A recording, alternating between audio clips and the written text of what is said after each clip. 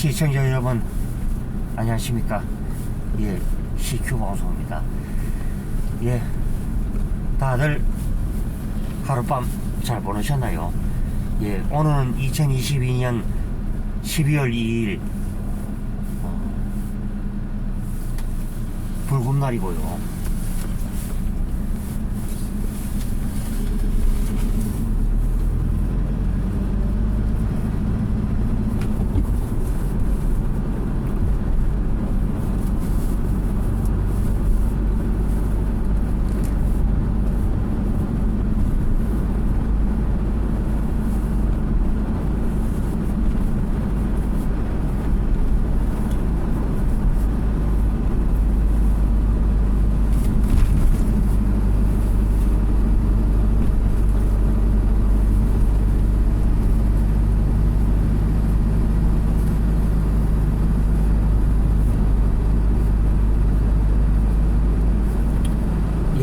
날이 오늘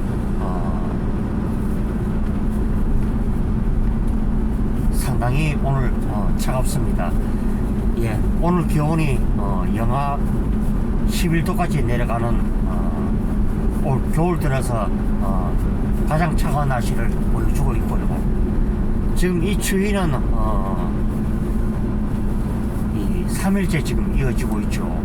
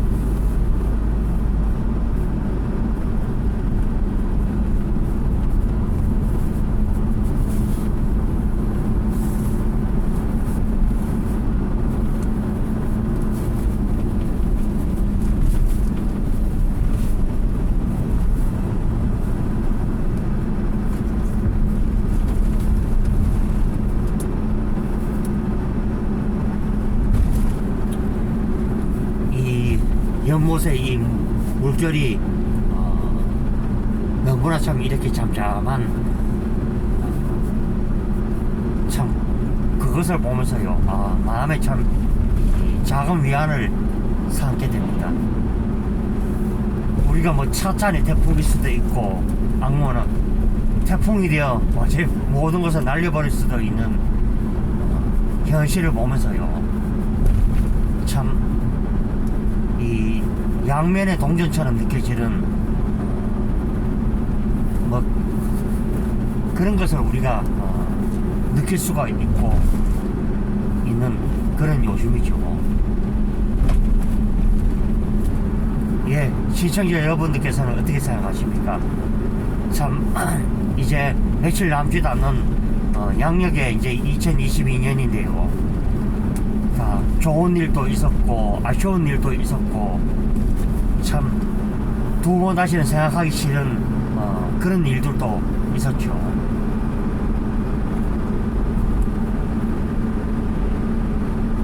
불과 참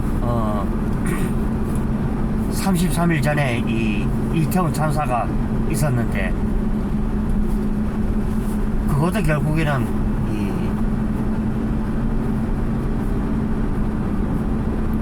일부 젊은이들의 이 과욕이 불러온 결국 이 창극이었죠. 제가 말하는 것은 그때 당시에 이제 그 할로윈에 갔던 이 젊은이들을 얘기하는 것이 아니라 그 압살을 만들도록 이렇게 요인을 한 사람들, 그리고 바닥에다가 무슨 액체를 뿌려서 결국은 미끄러지고 넘어져서 결국에는 그 참사도 300명이 넘는 이 압사자가 나왔다는 것이죠. 특히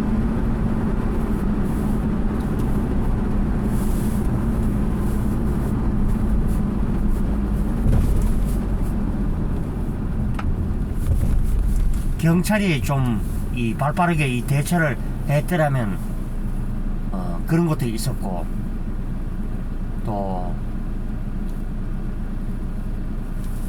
이 좌파들이 보면은 이 유가족의 이 허락을 받지도 않는, 동의와 허락을 받지 않는 채 이 신원을 이 조회를 이 신상을 이 공개를 해서 이 그런 말썽들을 일받았고요.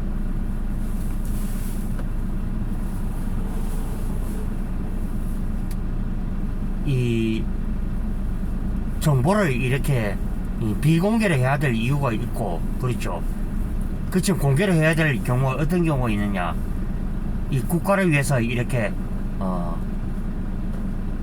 일을 하신 분들, 또 희생된 분들, 그리고 광주 5.18 같은 경우도 명단을 공개를 해야 되는데, 그때 뭐라 그랬죠? 그 피우진이가 이 정보 비밀법을 요구를 했죠.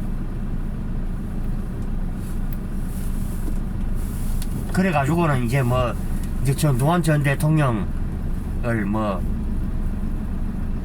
마치 살인마라 그래서 막 이제 이상한 짓거리를 다 했죠. 그럼 저는 그렇습니다. 좌파들이 그렇게 떳떳하다면 왜 5.18 유공자 명단을 왜 공개하지 못하는지 참 의문시가 되고 있죠. 한 번에 이제 홍준표 대구시장이 이 광주시장과 만나서 하는 얘기가 5.18에 대해서 무엇을 어렵게 있고 공개 못할 것이 무엇이 있느냐고 얘기를 하니까, 그것을 비밀 삼아 홍준표 시장이 그 일정에서 일부는 오지 말라고 취소를 시켜버렸다 해가지고, 그래서 아직도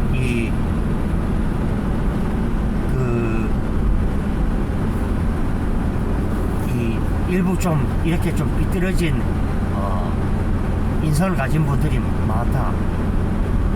그리고 저는 그쪽 지역의 출신도 아니지만은요, 저는 더불어민주당 의원들에게도 묻고 싶죠. 보통 그 몇십 년 동안은 그 전라도와 광주를 위해서 무엇을 했느냐고 저는 말하고 싶죠. 그러면 광주에 그 작년에도 그래 대두가 되었습니다만, 복합 쇼핑몰 하나 없다는 것이 그것도 문제가 있지 않느냐. 저는 그렇죠. 광주 공항이나 주변 그 공항을 만드는 것도 이 전라도 이 사람들, 도민들, 그리고 광주 시민들을 위해서 무엇이 도움이 되는 일이 있어야 되는 것이지, 그 단물만 쪽쪽 빨아먹고 갔다 이런다면은 그게 안 된다고 그렇게 저는 생각할 수밖에 없죠.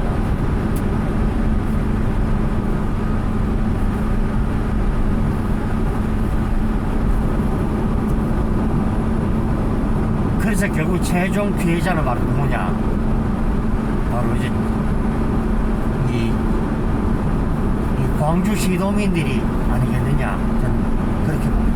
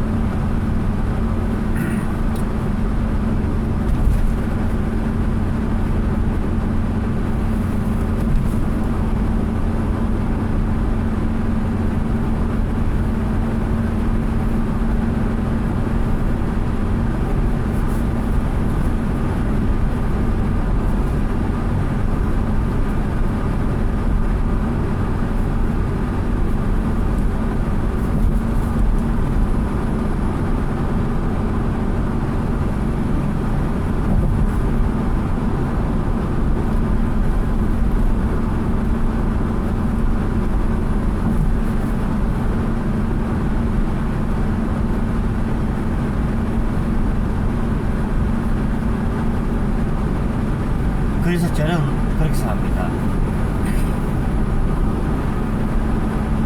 광주 시민들이랑 전라도 시민들이, 시도민들이 달라져야만이 이 대한민국이 더 한층 더 업그레이드가 될 수가 있다고 저는 그렇게 봅니다. 광주 일도 솔직히 말하면은 그 유공자 명단이 공개가 됨으로써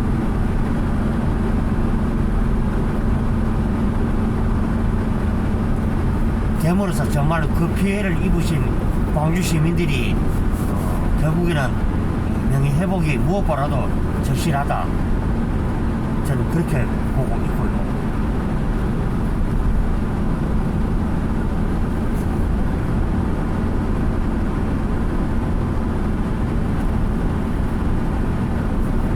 그래서 뭐 저쪽에서 말하는 뭐 전두환 전 대통령이 사과가 없었다 그런데, 그때 당시에 이제 계엄사 사령관이 이희성 장군이었죠. 그러면 이희성 장군이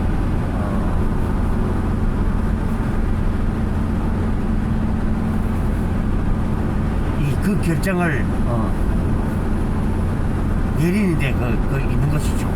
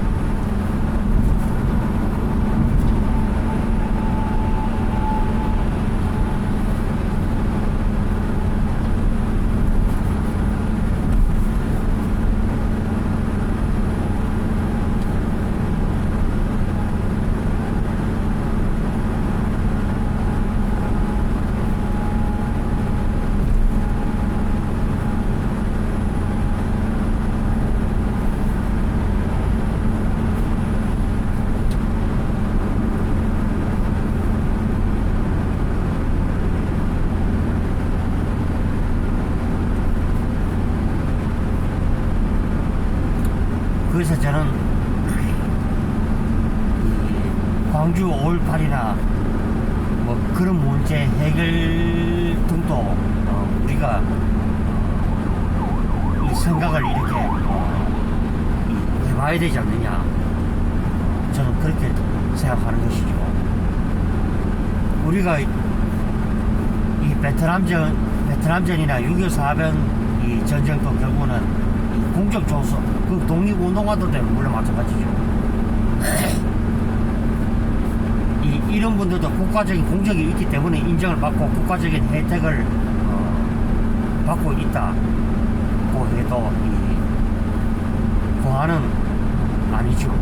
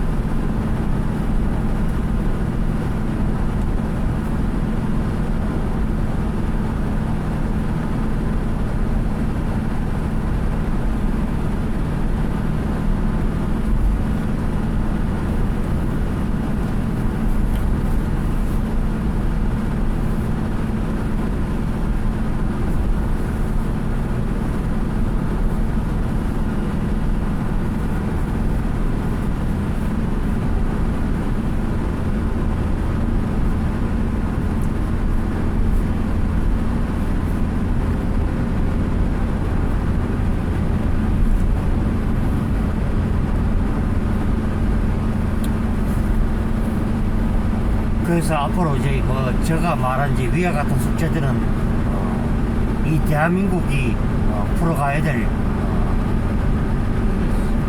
숙제이기도 하죠.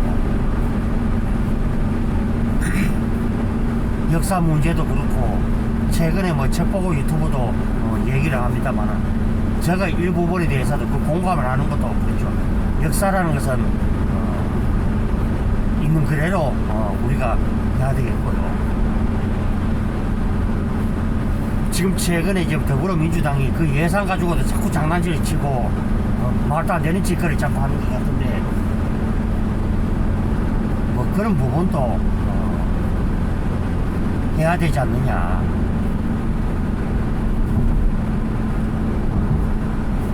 제가 이런 얘기도 제가 또 뭐 해보게 됩니다.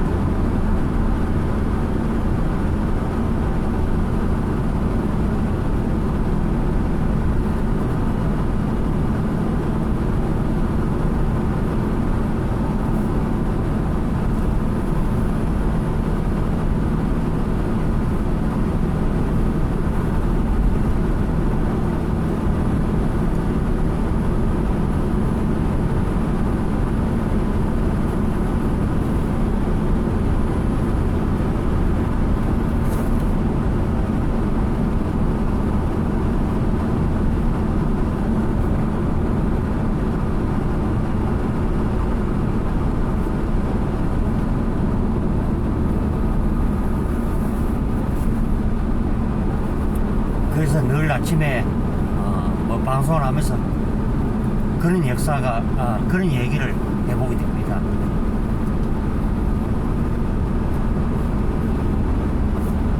결국에는 그렇죠. 우리가 이 중국의 이 동북공정이나 일본의 역사 왜곡에 대해서도 우리가 나서야 되는 것도 지금이 그렇죠. 우리가 내부적인 힘을 모을 때 그 시너지가 발생이 된다.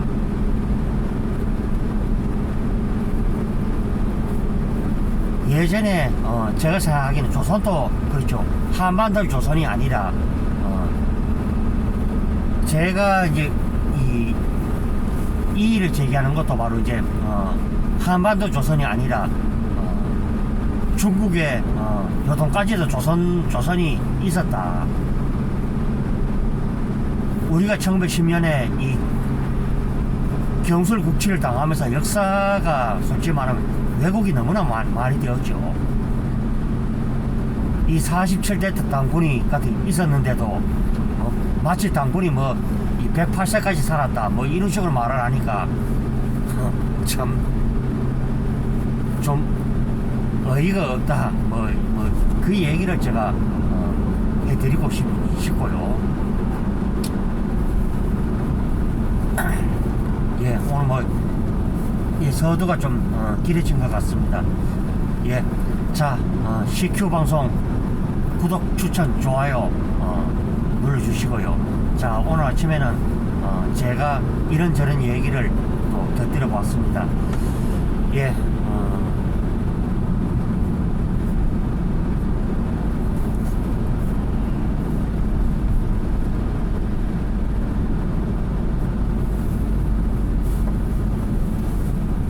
지금 윤석열 정권이 정부가 참 이 어려운 이 참 때를 맞이하고 있습니다만은 우리가 그렇죠. 그 위기라는 것도 어떻게 우리가 즐기면서 잘 극복하느냐, 그것이 결국은 이제 큰 이제 숙제이자 화두가 아닐 것인가, 제가 하고 오늘 뭐 이런저런 얘기를 해봤습니다. 예, 다들 남은 시간들 알차게 잘 보내시고요. 자, CQ 방송 구독, 추천, 좋아요, 예, 부탁드리겠습니다. 예, 들어갑니다.